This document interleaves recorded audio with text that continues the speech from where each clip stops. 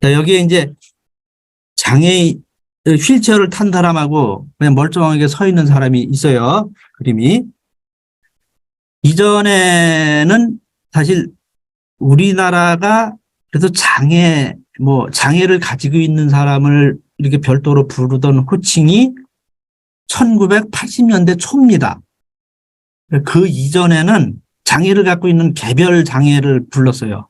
그러니까 뭐 다리가 불편한 사람은 절름발이, 뭐 귀 듣지 못해서 말을 못하는 사람은 벙어리, 그리고 앞을 못 보는 사람은 장님, 뭐 이런 식으로 다 해서 장애 개별 호칭을 불렀고, 그리고 전체적인 호칭은 뭐 지금은 거의 뭐 그렇게 쓰지는 않지만은 병에 걸린 몸 해가지고 한자로 병신, 뭐 불구자 뭐 이런 말을 썼었어요.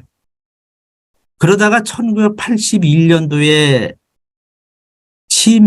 심신장애자 복지법이라는 걸 만들었습니다. 그러면서 장애를 가지고 있는 사람을 장애자라 그랬어요. 근데 장애자의 자자가 놈자자, 그러니까 장애인을 가지고 있는 사람을 좀 비하하는 말이다. 이런 게 있어서 이제 장애자라는 말 대신 장애우라는 말을 썼습니다. 근데 장애우는 이게 벗우자거든요. 그러면은 나이가 많은 장애인도 장애우 저기 간다. 뭐 장애우 그러면은 좀 이렇게 말이 안 맞는 것 같다. 또는 나 자신을 나는 저 휠체어를 타고 다니는 장애우입니다. 이렇게 부르기 1인칭을 칭하기도 좀 그렇고. 그래서 이거는 아니다. 그러면은 장애를 가지고 있는 사람에 반대되는, 장애를 가지고 있지 않으면서 정상적인 사람은 또 이전에는 일반인, 정상인 이런 말을 썼어요. 그러면 장애를 가지고 있지 않은 사람을 일반인이라고 하면 장애인은 일반인이 아닌가요? 그리고 장애를 가지고 있지 않은 사람을 정상인이라고 하면 장애인은 비정상인입니까? 그래서 이거는 쓰지 않는 거로 그렇게 되었습니다. 지금은 장애를 가지고 있는 사람은 장애인, 장애를 가지고 있지 않은 사람은 비장애인 이렇게 씁니다. 자, 그러면 이제 장애의 유형을 한번 보겠습니다. 이게 이제 장애인 복지법 시행령에 의해서 우리나라는 15종류를 이렇게 장애로 보고 있어요. 그러니까 신체적 장애 12종, 정신적 장애 3종. 그래서 또 신체적 장애는 다시 외부 기능의 장애가 6종, 내부 기관의 장애가 6종. 그래서 12종이고요. 정신장애는 발달장애, 정신장애에서 3종류입니다. 그럼 지체장애는 질병이나 외상으로 인해 상지, 하지 기능에 장애가 있는 상태를 얘기합니다. 그래서 뭐 척수 손상, 절단, 뭐 관절 지체 기능 뭐 이런 게 있는데 보통은 이제 하지 마비, 상지 마비 이러면은 신경 마비가 동반이 돼요. 그래서 지체 장애인들은 대부분 이 하반신 마비다 하면 하반신은 뭐 꼬집거나 찔러도 모릅니다. 신경 마비가 돼 있는데 소아마비가 요새는 거의 없어졌지만 소아마비 장애인은 감각에는 이상이 없다 그래요. 소아마비는 대신 이제 일반 지체 장애인들은 거의 열이면 뭐 거의 10명이 다 신경 마비 증상이 있습니다. 그리고 이 지체 장애인들이 15종류의 장애인의 거의 절반을 차지해요. 상당히 많아요. 지체 장애인이. 그래서 이 휠체어에 앉아 있는 사람, 이게 사실 지체장애인을 이게 나타내는 거거든요. 이 마크를 지체장애인이 휠체어에 앉아 있는 그림을 형상화한 것을 전체 장애인 표시로 쓰고 있습니다. 그리고 두 번째는 뇌병변 장애. 이건 질병, 외상으로 인해서 뇌의 손상으로 발생된 신체적 이상. 신체가 이상이 있는 게 아니고 뇌와 신체의 연결이 잘 안 되는 거예요. 그래서 이제 이 뇌병변 장애인들은 뭐 언어, 시각, 청각 등이 동반이 되는데 대개 말을 어눌하게 하죠. 말을 아주 못하거나 하더라도 진짜 뭐 비장애인들 입장에서는 아주 좀 듣기 갑갑할 정도로 다 이렇게 어눌하게 하는데 그 말을 어눌하게 하니까, 저 사람들은 지능도 떨어질 것이다 생각을 하지만 거의 지능에는 이상이 없어요. 뇌병변 장애인들은. 그리고 뇌병변 장애가 1998년도까지는 지체장애에 같이 돼 있었어요. 그러다가 1999년도에 뇌병변 장애를 분리를 했습니다.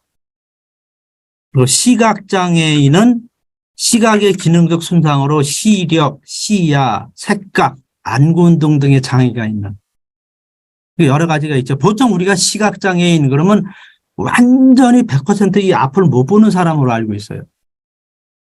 그러나 100% 앞을 못 보는 사람은 이제 전맹이라고 하는데, 전맹은 한 열에 한 2명 정도? 그리고 나머지는 대개 저시력 상태의 장애입니다. 그러니까 아주 심한 저시력은 이 명암은 보여요. 이런 명암, 그러니까 어둡고 밝고는 알아요. 그리고 조금 그나마 나은 사람들은 이 보이긴 보입니다. 근데 시력이 워낙 나빠서 특수한 돋보기 아주 여러 겹의 안경을 쓰고, 그리고 이제 경기도청에도 보면은 이 시각장애인들 공무원들이 있어요. 근데 이제 이분들이 저시력 장애인들이에요. 그래서 컴퓨터 모니터도 보통 우리 거에 한 2배 정도 되는 모니터를 제공을 해줍니다. 가까이 이렇게 봐서 근무를 하시는 분들이 있는데, 이분들이 저시력 장애인입니다. 이제 시각장애인들이 대개 점자를 이렇게 손으로 이렇게 더듬어서 점자를 읽는데, 이 점자를 해독 가능한 장애인이 시각장애인 중에 한 10%, 5% 정도밖에 안 된다는 겁니다. 그리고 청각장애는 청신경 기능의 손상으로 인해서 소리 판별에 장애가 있는 사람. 그래서 이제 수어, 구화, 필담으로 의사소통을 합니다. 수어는 이제 수화를 수어라고 하는데 손으로 이렇게 막 움직이면서 말을 이제 하는 거죠. 그리고 구화는 청각 장애인들하고 얘기를 할 때는 그 사람을 얼굴을 정면에서 보면서 말을 또박또박 하면서 입놀림을 자세히 볼 수 있게 그렇게 해주면 많은 청각 장애인들이 듣지를 못해도 앞에 사람이 무슨 얘기를 하는구나 안다 그래요. 그리고 필담은 이제 서로 종이에다가 써서 주고받으면서 이제 대화를 하는 거죠. 이게 이제 청각장애인인데, 청각장애인도 마찬가지로 아주 100% 듣지 못하는 청각장애인은 농인이라 그래요. 농인. 근데 이게 전체 장애인 중에 한 100% 듣지 못하는 장애인이 한 5% 정도 된다는 겁니다. 그래서 청각장애인이 모두 또 수어를 모두 보는 게 아니에요. 그래서 이제 구화 사용자라 그래가지고 아까 입놀림으로다가 상대방이 내가 입을 놀리면서 얘기를 하면 상대방이 알아듣는, 이거로다가 의사소통이 거의 뭐 완벽하게 소통하는 사람도 있고, 그리고 인공 와우 수술이라 그래가지고 머리 안에다가 뭘 특수한 기계를 집어넣고 자석으로 돼 있는 걸 여러 개 붙여서, 그러니까 인공적으로 듣는 건데 아주 뭐 이상하게 들린다고 하긴 하더라고요. 그런 분들은 수어를 못 알아듣는 거죠. 청각장애인이 이렇고요.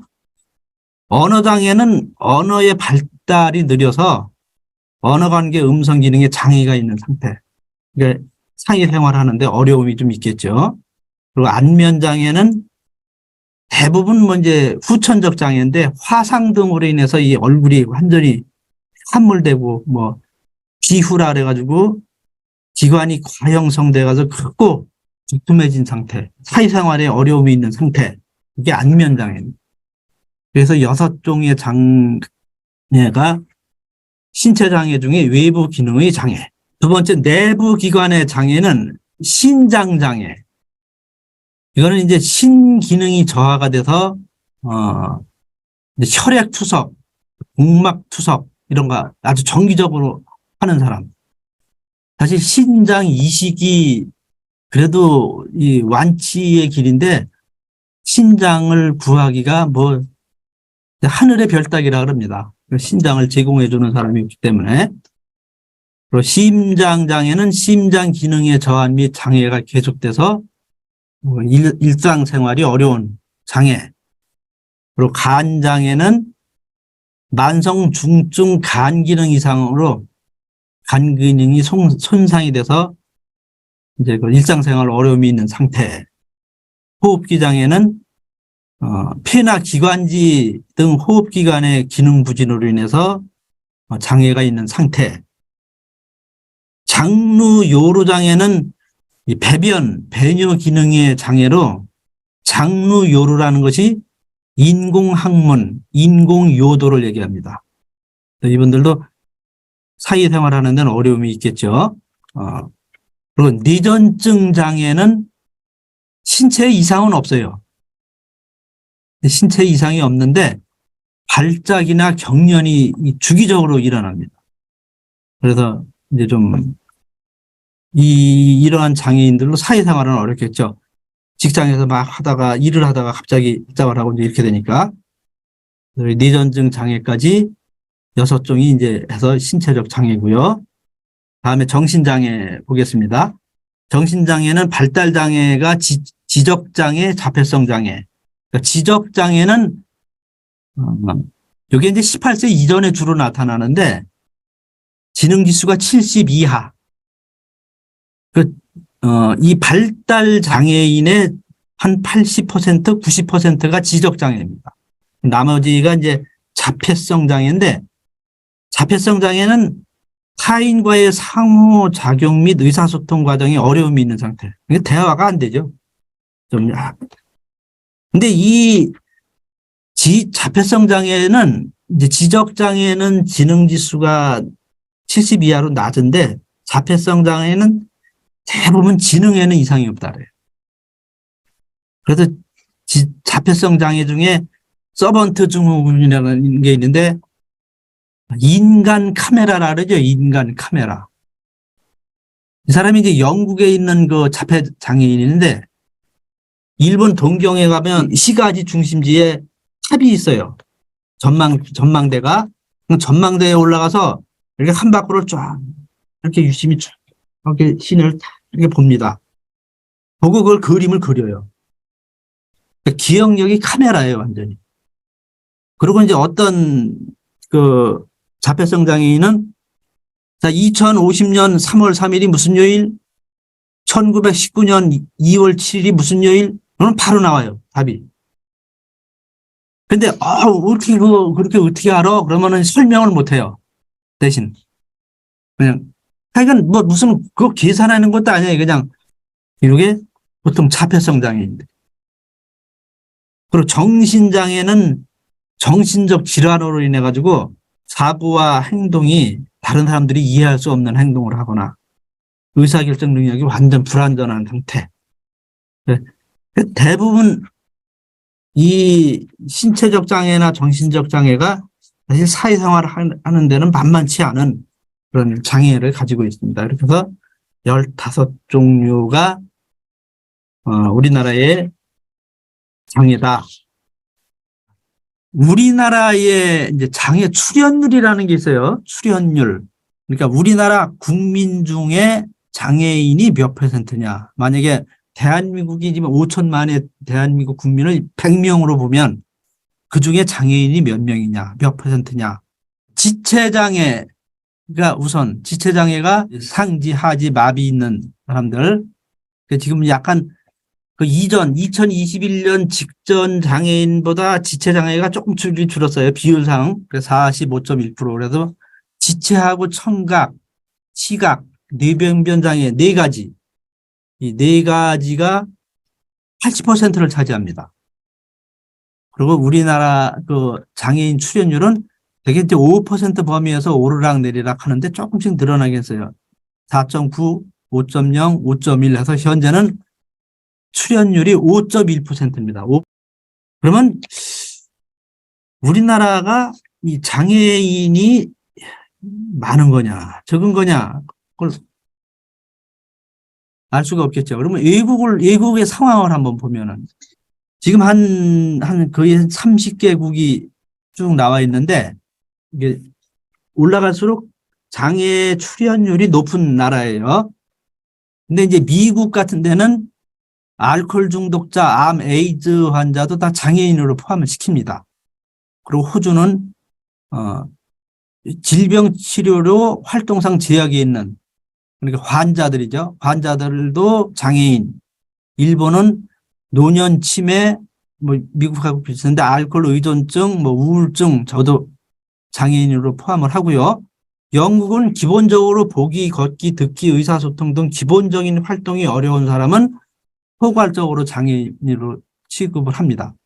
그리고 특이한 것이 스웨덴으로 이민을 오는 사람, 외국에서 이민을 오면 아무래도 처음에는 그 나라의 언어를 잘 못할 겁니다. 완벽하게 구사하고 이민 가는 사람은 많지 않을 테니까 그 외국 이민자도 일정 기간은 장애인으로 봅니다.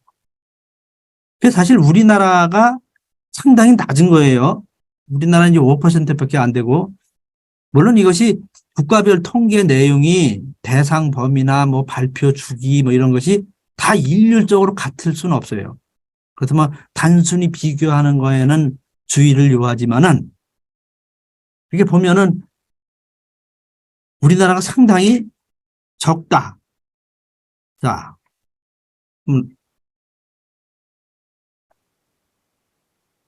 재작년 2020년 국가별 GDP 순위가 우리나라가 10위권입니다. 물론 이 장애 출연율이 높으면 선진국, 장애 출연율이 낮으면 후진국이라고 단정 지을 수는 없어요. 그러나 전체적으로 보면은 지금 여기서도 보시다시피 덴마크, 네덜란드, 오스트리아, 뭐 핀란드, 스페인 이런 데는 되게 유럽 선진국이죠. 여기는 뭐 30% 안팎이고 그리고 이제 체코, 독일, 벨기에, 그리스 이런 데는 한 20%대인데 우리나라는 뭐 태국, 인도, 네팔 뭐 이런 데하고 같습니다. 여기 앞에 보면 저개발 국가, 개도국의 경우에는 장애 출연율이 상당히 낮아요. 그래서 이제 이 관련 책을 보면은 인도네시아, 베트남, 우간다 이런 데는 1, 2%입니다. 이런 나라가 발달하고 뭐 환경이 좋아서 장애인이 없을 건 아니지 않습니까? 그래서 여기에 보면은 덴마크나 네팔이나 어느 나라거나 장애 출연율은 비슷할 거예요, 아마. 100명의 국민들 중에 한 10%는 다 장애인이다. 이렇게 비율적으로 어느 나라는 특출나게 장애인이 많이 나오고 어느 나라는 적게 나오지는 않을 거예요. 그래서 우리나라의 장애인 출연율은 좀 우리나라가 좀 GDP 순위가 상위임에도 불구하고 장애인 출연율은 낮은 거는 좀 문제가 있지 않느냐 이렇게 생각을 하고 있어요.